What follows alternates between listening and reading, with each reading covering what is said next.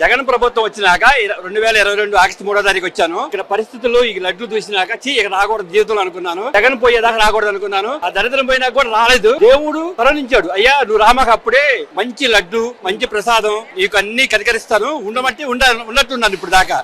అందుకే ఇప్పుడు వచ్చినట్టున్నాను. ఈ లడ్డు చూసారా ఎంత హాయిగా ఉందో, కిలోమీటర్ వచ్చింది వాసన. ఈ లడ్డుకి గత ప్రభుత్వం లడ్డుకి ఎంత తేడా ఉందో తెలుసా అండి. ఇది చాలా స్మూత్ గా ఉండిద్ది.